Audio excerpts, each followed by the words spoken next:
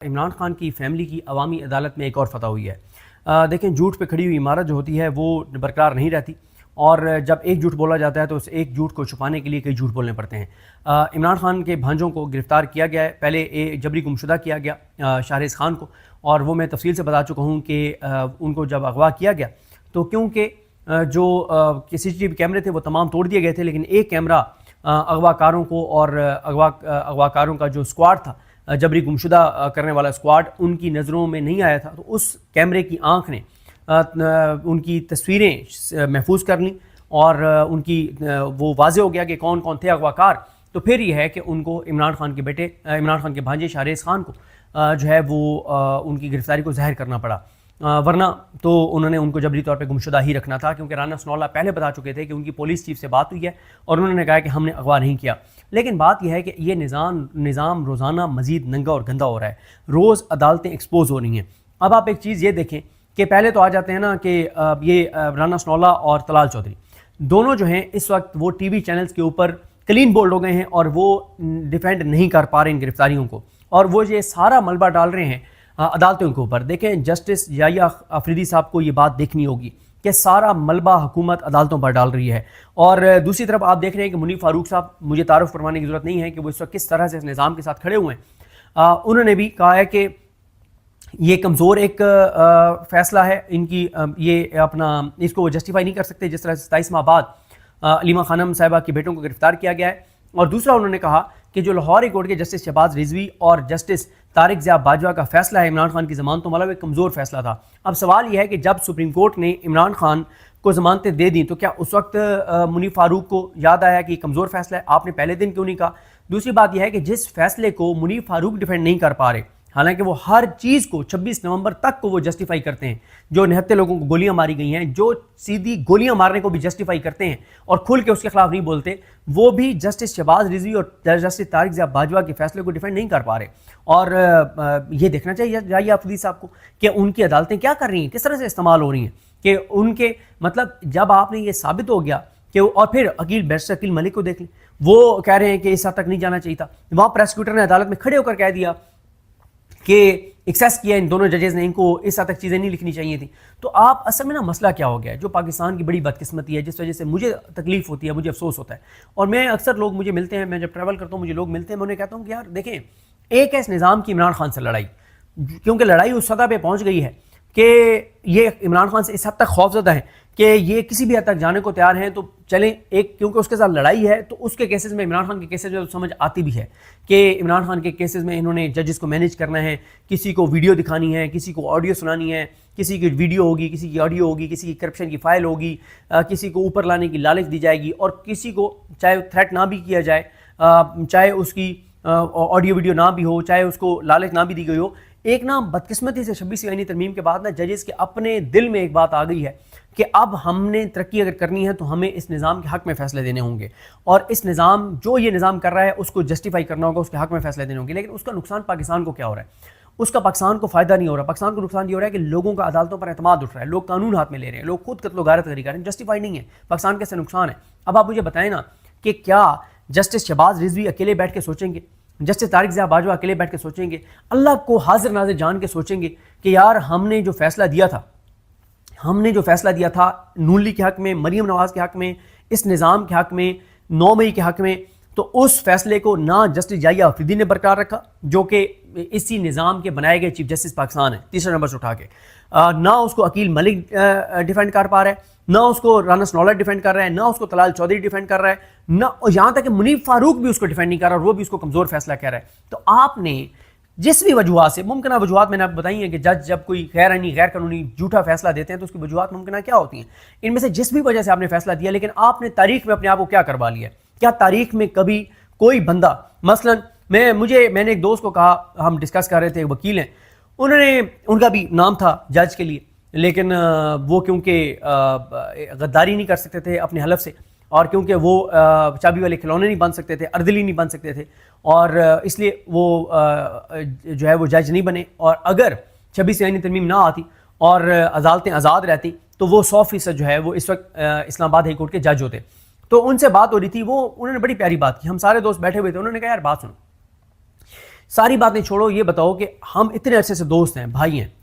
اگر میں جج بن جاتا اور میں ایسے فیصلے کرتا تو آپ لوگ مجھ سے ملنا چھوڑ دیتے، آپ لوگ مجھ سے بات کرنا چھوڑ دیتے. مجھے سائیکلوجیکل ہوتا کہ یار یہ میرے دوست تھے، میرے سال سال کے ان کے ساتھ تعلق تھا، دوستی تھی، اب وہ مجھے منہ تک نہیں لگاتے، اسلام تک نہیں کرتے. یقین کریں میں نے آپ کو بتا رہا ہوں، میں نے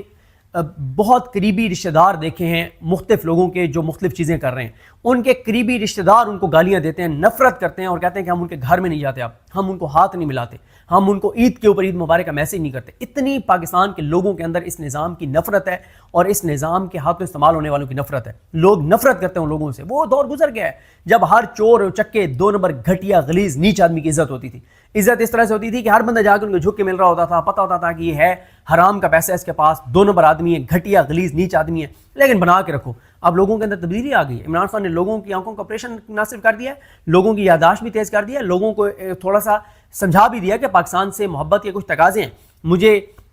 ایک ملے، میں لوگوں سے ملتا ہوں، پوچھتا ہوں، ایک بندے نے مجھے ایک بڑی زبردست بات کی. اس نے کہا صدیق جان صاحب بات سچی کرنی چاہیے، میری جوان بیٹی ہیں اور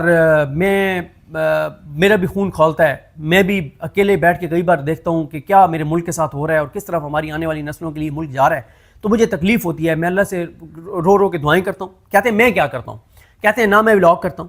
کہتے ہیں نہ میں ٹویٹ کرتا ہوں، نہ میں فیس بک کے اوپر کچھ لکھتا ہوں، مجھے اپنی بیٹیوں کی عزت عزیز ہے. لیکن کہتے ہیں میں کیا کرتا ہوں؟ کہتے ہیں میں اللہ سے دعا کرتا ہوں، کہتا ہے کہ میں تہجد میں اللہ تعالیٰ سے دعا کرتا ہوں. پھر وہ کہتے ہیں اور انہوں نے کہا، کہتے ہیں کہ اگر کروڑوں لوگ اللہ سے دعا کرنا شروع کر دیں تو اللہ تعالیٰ کسی کی بھی تو سنے گا. دوسرا انہوں نے کہا میں کیا کرتا ہوں؟ میں اور کچھ نہیں کرتا، میں جو بھی امپورٹنٹ کلپ آتا ہے جو اس نظام کو ایکسپوز کر رہا ہوتا ہے، میں اس کو فیس بک سے ڈاؤن لوڈ کرتا ہوں، ٹویٹر سے ڈاؤن لوڈ کرتا ہوں، یا کسی واٹس ایپ گروپ میں آ جائے تو میں اپنی فیملی اور اپنے 4-5 دوستوں کے واٹس ایپ گروپ میں شیئر کر دیتا ہوں. کہتے ہیں یہ ہے وہ کم سے کم جو روزانہ میں کرتا ہوں، صرف اپنے آپ کو. کہتے ہیں میں شرمندہ بھی ہوں، مجھے دکھ بھی ہوتا ہے، مجھے تکلیف بھی ہوتی ہے، میں اندر ہی اندر اپنے آپ کو کوستا بھی ہوں کہ میں مطلب اس سے زیادہ نہیں کر پا رہا. لیکن میں کہتے ہیں منیمم یہ کرتا ہوں کہ 4-5 کلپس 4-5 گروپس میں بھیجتا ہوں اور جہاں روز بیٹھتا ہوں تو لوگوں کو بتاتا ہوں کہ ملک کے اندر کیا ہو رہا ہے. تو کہتے ہیں یہ وہ کم سے کم ہے جو میں کر رہا ہوں. اور انہوں نے کہا کہ ظاہر ہے، اور وجہ انہوں نے بتائی کہ میری جوان بیٹی ہیں، میں ڈرتا ہوں کہ یار میں نے اگر کچھ فیس بک پہ لکھ دیا تو میرے گھر میں آ جائیں گے، پتہ نہیں اللہ معاف کرے میری بیٹیوں کے ساتھ کیا ہوگا. تو کیونکہ یہ سارا کچھ ہوا ہے پاکستان کے اندر اور ہو رہا ہے، تو یہ مطلب حالات اور صورتحال ہے. تو سب کی سب چیزیں جو ہیں، آپ جس طرح سے میں نے آپ کو عرض کیا کہ منیر فاروق کیا کہہ رہے ہیں کہ کمزور فیصلہ تھا شہباز رضوی کا اور طارق باجوہ کا. وہ کہہ رہے ہیں علیمہ خانم کے بیٹوں کو جس طرح سے گرفتار کیا گیا وہ درست نہیں ہے، وہ سوال اٹھا رہے ہیں وہ ساری چیزیں. تو بات یہ ہے کہ یہ نظام عمران خان کی فیملی عوامی عدالت میں سرخرو ہو رہی ہے. کیسے؟ اب آپ دیکھیں کل انہوں نے کیا کیا. میں بھی ٹکرز بھی آپ کو سناتا ہوں کہ ان ٹکرز کے اندر کیا ہے. لیکن انہوں نے ایک ویڈیو جاری کی، شاہریز خان کی ویڈیو جاری کی کہ شاہریز خان جو ہے وہ 9 مئی کو موجود تھا. وہ ویڈیو کانا جلسے کی ہے اور وہ 9 مئی واقعے کے 501 دن کے بعد کی رنگ روڈ کی ہے. کانا میں رنگ روڈ کی ہے 501 دن بعد کی، جس کو کل بنا کے بھیجا گیا اور سارے ٹی وی چینلز نے اس کو چلایا ہے. اور میں نے تو کہا ہے کہ پی ٹی آئی کو ٹی وی چینلز کے خلاف کارروائی کرنی چاہیے پی ٹی آئی کو. اچھا اب آپ کو میں بتاتا ہوں، دیکھیں بات یہ ہے کہ آج کل کیونکہ ہر چیز میں قرآنی آیات کا حوالہ دیا جاتا ہے، تو جھوٹ کے حوالے سے قرآنی آیات آپ نے بھی سن رکھی ہیں، میں نے بھی سن رکھی ہیں. انصاف کے اوپر قرآنی آیات آپ نے بھی سن رکھی ہیں، میں نے بھی سن رکھی ہیں. حق پہ رہنے چلنے اور حق کو تسلیم کرنے اور ناانصافی نہ کرنے، یہ ساری قرآنی آیات آپ سن چکے ہیں. جھوٹ نہ بولنے کے حوالے سے قرآنی آیات اور جھوٹ بولنے والوں کے بارے میں قرآن مجید کیا کہتا ہے، یہ ساری چیزیں آپ کے ذہن میں کئی بار ہم سن چکے ہیں. اب ان تمام چیزوں کو ذہن میں رکھ کے اور آپ نے یہ ٹکر سننے ہیں جن ٹکرز کو سارے کے سارے ٹی وی چینلز نے جو ہے وہ چلایا ہے. اور میں نے جس طرح آپ کو کہا نا کہ ویڈیوز بنانے والوں کے گلے یہ ویڈیوز پڑ گئی ہیں کہ یہ ویڈیو شاکر محمود امان کے ٹویٹر کے اوپر 22 سپٹمبر 2024 کو پڑی ہوئی ہے وہ ویڈیو جو انہوں نے کہا کہ یہ تو شاہریز خان کی 9 مئی کی ہے. اچھا اب انہوں نے کل ٹکر بھیجے اور میں آپ کو بتاؤں اگر میں نے اس نظام کے ساتھ سودے بازی کی ہوتی نا، میں کل دیکھ رہا تھا ہمارے کچھ سینئرز جو ہیں وہ صرف اس لیے کہ ان کو ٹی وی چینلز پہ بیٹھنا ہے، ان کو جاب کرنی ہے، ان کو اس نظام کے ساتھ چلنا ہے، تو وہ شاہ سے زیادہ شاہ کی وفاداری کے لیے یہ ویڈیوز اور یہ ٹکرز جو ہے وہ ٹویٹ کر رہے تھے. اگر میں اس نظام کے ساتھ سودا کر چکا ہوتا کہ میں کہتا کہ یار میرے اکاؤنٹس بند ہیں، میری فیملی کے اکاؤنٹس بند ہیں، میں عمرہ تک کرنے نہیں جا پا رہا، میں مطلب ابھی 40 کے لیے جانا چاہ رہا تھا نہیں جا پایا، میں کسی ٹی وی چینل پہ نوکری نہیں کر سکتا، میرے یوٹیوب کے اوپر فائر وال لگی ہوئی ہے، ہر وقت ذہنی طور پہ سٹریس ہے، انگزائٹی ہے، تھریٹ ہے، خوف ہے، ساری چیزیں، تو نکلوں یار اس سے سودا بازی کر لوں اس نظام سے. ہاں اگر میں اس نظام سے سودے بازی کر بھی لیتا نا اور میں کسی چینل کا بیورو چیف لگ کے بیٹھا ہوتا، میں آپ کو یہ بات پوری ایمانداری سے کہہ رہا ہوں کہ میں اس نظام کے ساتھ چل بھی رہا ہوتا نا تو یہ ٹکرز اور یہ ویڈیوز میں ٹویٹ نہ کرتا. میں ان کو پس پردہ کچھ ڈلیور کر رہا ہوتا اس عہدے کے اوپر، سیٹ کے اوپر بیٹھ کے، کیونکہ مجھے بیورو چیف نے لگوا دیا ہے تو ٹھیک ہے پس پردہ میں ان کو کچھ نہ کچھ ڈلیور کرتا رہوں. لیکن میں یہ ٹویٹس جو ہیں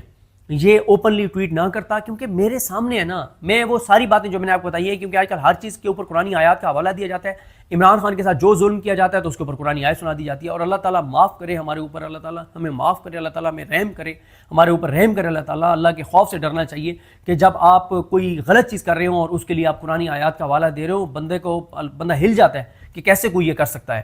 اب یہ جو یہ ٹکٹس کل بھیجے گئے اس میں ہے کہ شیرشاہ اور شاہریز خان کی شواہد پر گرفتاری، وہ تمام چیزیں قرآنی آیات ذہن میں رکھیں.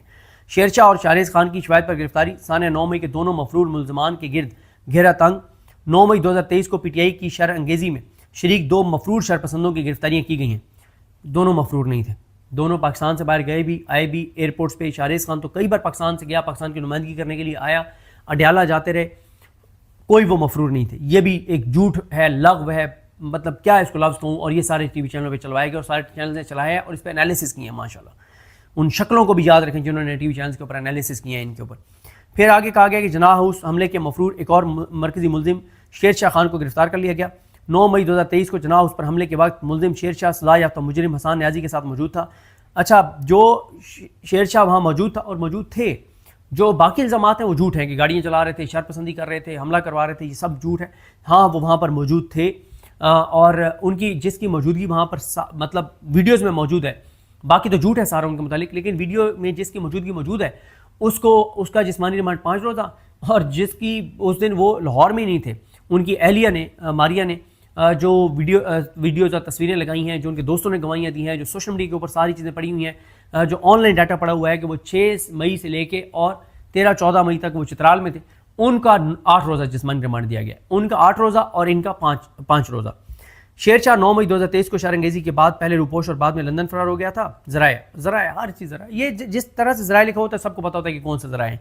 کئی مہینوں تک شیر شاہ پروپیگنڈے کی آڑ میں چھپا رہا اور ریاست کے خلاف ڈیجیٹل مہمات چلاتا رہا. ملزم شیر شاہ کو پاکستان واپسی پر پولیس نے 22 اگست 2025 کو گرفتار کیا. ملزم شیر شاہ پر 9 مئی کیس میں پہلے بھی ایف آئی آر درج ہے. ملزم شیر شاہ خان 9 مئی کو جلاؤ گھراؤ، توڑ پھوڑ، پولیس وین کو آگ لگانے اور پولیس اہلکاروں پر حملوں میں ملوث ہے. شاہریز کا نام ستمبر 2023 کی ضمنی رپورٹ میں شامل کیا گیا. سپٹمبر 2023 میں، یعنی مئی کا واقعہ، مئی، جون، جولائی، اگست، سپٹمبر، 4-5 ماہ بعد ان کا نام ضمنی میں ایڈ کیا گیا. شاہریز کو 22 اگست 2025 کو عدالت میں پیش کیا گیا. شاہریز کے خلاف باقاعدہ ایف آئی آر کے اندراج کے بعد گرفتاری عمل میں لائی گئی. ایف آئی آر کے متن کے مطابق ملزم شاہریز عظیم کو 21 اگست 2025 کو ثبوتوں کی بنیاد پر باقاعدہ گرفتار کیا گیا. 9 مئی 2023 جائے وقوع پر جلاؤ گھراؤ، توڑ پھوڑ اور پولیس اہلکاروں پر حملے کیے گئے. پولیس وینز کو بھی نظر آتش کیا گیا. پولیس نے عدالت سے استدعا کی کہ شواہد کے لیے ملزم شاہریز عظیم کا 30 روزہ جسمانی ریمانڈ منظور کیا جائے. اب آپ مجھے بتائیں کہ شواہد تو آپ کے پاس پہلے موجود تھے تو آپ نے ان کو گرفتار کیا نا، اب آپ کو کون سا شواہد چاہیے کہ آپ کو 300 روزہ جسمانی ریمانڈ چاہیے؟ اور منظر علی گل نے ایک بے گناہ کا 8 دن کا اور ایک بے گناہ کا 5 دن کا جسمانی ریمانڈ دیا ہے. وجوہات میں آپ کو بتا چکا ہوں. پہلی وجہ یہ ہے کہ علیمہ خانم جو ہے، پہلی وجہ یہ ہے کہ 9 مئی کے سپریم کورٹ کے فیصلے کے بعد بیانیہ بڑھ گیا تھا اور جشن شروع ہو گیا تھا پورے پاکستان میں، اور اگر یہ نہ ہوتا تو 3-4 دن میں یہ جشن بہت اوپر چلا جاتا. لوگ گھروں سے نکل کے مٹھائیاں بانٹ رہے ہوتے، ریلیز ہو رہی ہوتی، اور ایک نیریٹو عمران خان کے حق میں بہت بن گیا تھا اور بن رہا تھا، اس کو روکنا تھا. دوسرا، علیمہ خانم اڈیالہ پہ فوکس کر لیتی، اڈیالہ وہ آتی، بیٹھ جاتی، ملاقات کرانی پڑتی، کسی بہن کی ملاقات ہو جاتی تو عمران خان کے اوپر جو جبر ہو رہا ہے اس وقت، بربریت ہو رہی ہے، فسائیت ہو رہی ہے، ظلم ہو رہا ہے، جو ان کو اس وقت آئسولیٹ کیا گیا، جو بشرا بی بی کو اذیت اور تکلیف دی جا رہی ہے، یہ خبر باہر آ جاتی اور باہر ایک کوہرام برپا ہو جاتا پی ٹی آئی کے کارکنان میں، اور چابی والے کھلونے جو لیڈرشپ ہے پی ٹی آئی کی، ان کو کچھ نہ کچھ کرنا پڑتا. تیسری اس کی ممکنہ وجہ یہ ہے کہ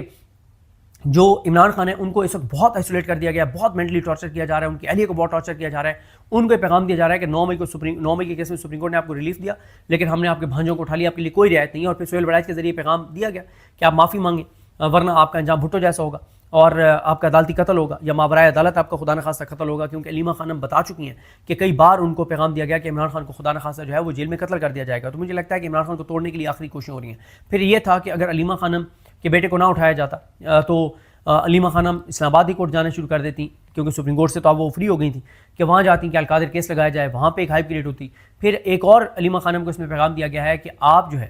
وہ جو سخت زبان استعمال کرتی ہیں، جو دو ٹوک بات کرتی ہیں، عمران خان کا پیغام اندر سے بالکل درست لاتی ہیں، تو یہ کام آپ چھوڑ دیں، آپ ہمارے ساتھ ڈیل کر لیں، کمپرومائز کر لیں یا تھوڑی سی نرمی کر لیں. یہ ہیں وجوہات. اینڈ میں آپ سے کچھ دیر بعد کراچی میں امن پاسون ہے، سعید آفریدی جو پی ٹی آئی کے ایم پی ہیں، انہوں نے ایک ویڈیو پیغام بھی جاری کیا ہے اور اس کا مقصد یہ آج 3 بجے بنارس چوک کراچی میں ہو رہا ہے. تمام پشتون کمیونٹی کو انہوں نے دعوت دی ہوئی ہے اور مقصد اس کا یہ ہے کہ وہ کہتے ہیں کہ ہمیں امن چاہیے اور اس کے لیے خاصی جو ہے وہ تیاریاں وہاں پر کل سے جاری تھیں. آپ دیکھتے ہیں آج یہ پاس آن ہونے دیا جاتا ہے نہیں ہونے دیا جاتا. اور دوسرا جو ہے وہ معاملہ یہ ہے کہ اپنا ساتھ ہی جو دوسرا معاملہ ہے وہ یہ ہے کہ جو معاملہ دوسرا ہے وہ یہ ہے کہ جو مراد سعید ہیں انہوں نے بھی ایک ویڈیو پیغام جو ہے وہ جاری کیا ہے. تو دیکھتے ہیں جی چیزیں کیسے آگے بڑھتی ہیں. مجھے اپنے دعا میں یاد رکھیں. اللہ کریم ہم سب کا حامی ناصر ہو. اللہ حافظ.